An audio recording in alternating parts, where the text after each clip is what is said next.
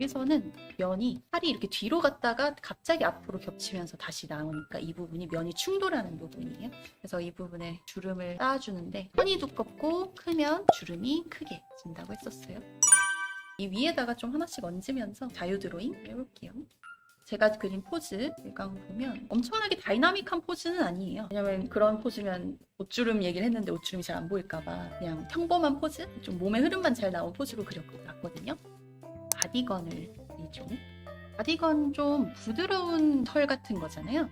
얇은 가디건도 있지만 전 좀 도톰한 이거는 그리고 싶어서 이런 주름의 형상이나 굴곡도 좀 큼직큼직하게 넣어줬어요. 얘기했듯이 옷주름은 재질의 영향을 크게 받으니까 그래서 이 부분 도톰하게 해주고 그리고 저는 지우개도 좀 부드러운 지우개라던가 100%가 아니라 농도 좀 줄여가지고 일부러 좀 스케치를 남겨두면서 수정하는 경우가 많거든요. 그게 그냥 아무것도 없는 곳에서 형태를 그리기보다는 밑에 고칠 형태가 있으면 더 드로잉이 잘 돼요. 보고 고치는 건 한번 해보세요. 그리고 사실 G펜은 잘 보면 펜이라서 그러니까 만화용 펜 같은 거잖아요. 그래서 필압은 있는데 이 필압에 의한 농도 변화는 없어요. 그래서 뭔가 처음부터 100% 잘 그려야 될 것 같다라는 느낌이 정확해야 될 것 같다라는 생각이 든단 말이에요. 그러면 그리는 사람이 좀 부담이 되기가 쉬우니까 뭐 이런 다른 브러쉬들 있죠? 채색용 브러쉬라던가 이런 거 보면 약하게 그리면 농도까지 약하게 나와요. 필압도 있고 농도도 있는 거예요. 농도 변화. 그러면 스케치를 할 때 내가 이렇게 할까 저렇게 할까 아직 잘 모르겠는 부분은 살살살살 그리다가 밑에 이제 스케치나 이런 게 있으면은 그 위에 고치는 게 0에서부터 시작하는 것보다 더 좋다 그랬었죠? 더 편하다고.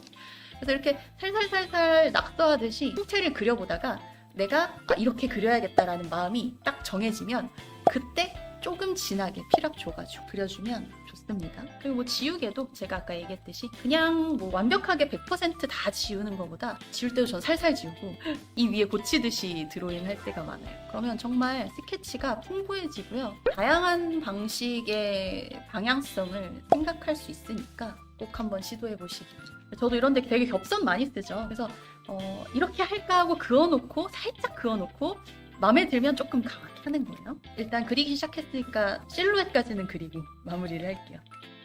이것도 조금 큰 옷이다 보니까 어깨선에 딱 맞춰서 재단이 있는 게 아니라 좀 처지겠죠? 그리고 이런 데도요. 그냥 이렇게 갈라주면 안 돼요. 왜냐면 단추가 중간에서 서로 겹쳐지는 부분이 단추가 있는 거니까 겹치는 걸 생각해야 됩니다. 이 부분이 끝단추 그리고 여기서 이렇게 벌어지는 거죠. 아랫부분.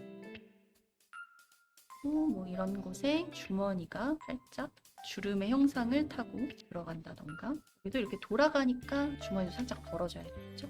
안쪽 면이 보이게. 여기서는 면이 팔이 이렇게 뒤로 갔다가 갑자기 앞으로 겹치면서 다시 나오니까 이 부분이 면이 충돌하는 부분이에요. 그래서 이 부분에 주름을 쌓아주는데 선이 두껍고 크면 주름이 크게 진다고 했었어요.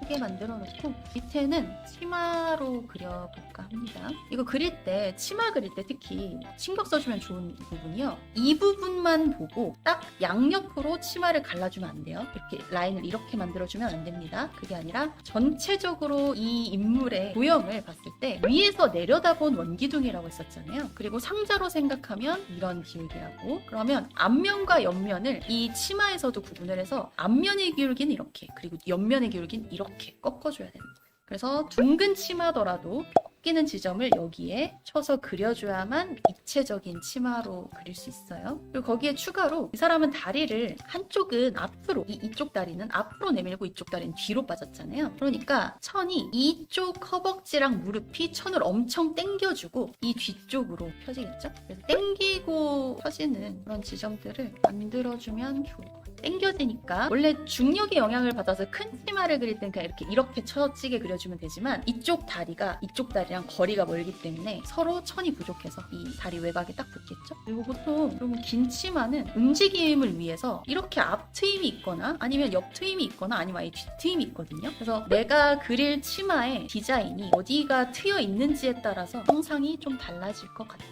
예를 들어 옆을 틔워준다. 그럼 이쪽은 이렇게 뒤로 넘어가고 이쪽은 당기니까 확 당기니까 막 이렇게 벌어지는 거죠. 그리고 튀어나온 부분은 무릎이 제일 튀어나왔을 테니까 이 부분에서부터 뒤쪽으로 쑥 당겨주고 다리에 튀어나온 1번 뒤로 빠진 입 순서대로 이 입체감을 살려주면 좋아요. 그리고 뭐 양말, 니트 양말 넣어주면서 신발도 형상을 디테일한 것보다 신발은 좀 더 큼직한 실루엣 위주로 먼저 신발다운 형상을 그려놓고 그 위에 하나씩 깎아주면 되거든요. 그리고 신발 그릴 때는 주의해야 될 게 밑창의 형상을 좀 생각을 해야 돼요. 이것도 신발마다 좀 다르지만 기본적으로 가장 기본 밑창 이런 형상이죠. 이런 밑창은 지금 가장 넓은 부분이 이 중간이에요. 여기가 제일 넓어요. 그리고 엄지발가락 쪽으로 이쪽이죠. 이쪽으로 약간 이렇게 모여가는 실루엣을 만들거든요. 신발이. 근데 초보분들이 신발 그릴 때 어떤 실수를 많이 하냐면 신발을 이런 바닥 위에 신발을 그릴 때 정말 그냥 이렇게 생긴 밑창에 동일한 윗면을 가진 발로 그려주는 경우가 많아요. 이게 아니라 신발 그릴 때 기울기에 맞춰서 제일 넓은 부분이 중간이고 이쪽으로 약간 이렇게 쏠려 있고 이렇게 휘어지면서 뒤쪽에 뒤꿈치는 좀 좁다. 이거를 먼저 바닥에 세팅해준 다음에 이 위에다가 발을 그려주면은 훨씬 입체적인 신발을 그릴 수 있거든요. 여기가 제일 넓은 거예요. 신발 실루엣을 그릴 때 신경 써줘야 될 부분. 그리고 한 가지 팁은 이런 신발들 브랜드 가보시면 특히 운동화 브랜드 같은 거 있죠. 공식 사이트 가면 각도별로 다 돌려볼 수 있거든요. 또 엄청난 화질로 그런 거를 찾아가서 한번 보세요.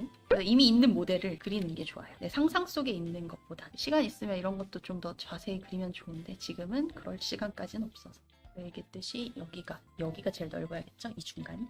그리고 뭐 이런데 그 니트는 보통 이렇게 꽈배기 형상 있죠. 이런 것도 중심이랑 외곽이랑 균형 맞춰가지고 추가해주면 거든요. 근데 중요한 건 이런 거 그릴 때 중요한 거 칼처럼 하면 안 돼요. 그냥 문양이니까 살살살살 그려줘야 됩니다. 뭐든지 100% 다 그릴 필요 없고요. 중간에 이렇게 좀 끊어가지고 그려주는 게 오히려 더 자연스럽고 니트 같아 보일 거예요. 그래서 여기다가 균형 맞춰서 중심선 그려놓고 외곽 그려놓고 방금 그린 꽈배기형 살짝만 추가해주고 선 그은 거는 조금 지워주면 되겠죠? 이것도 뭐 사실 스케치니까 선 따기 전에는 안 지워도 돼요.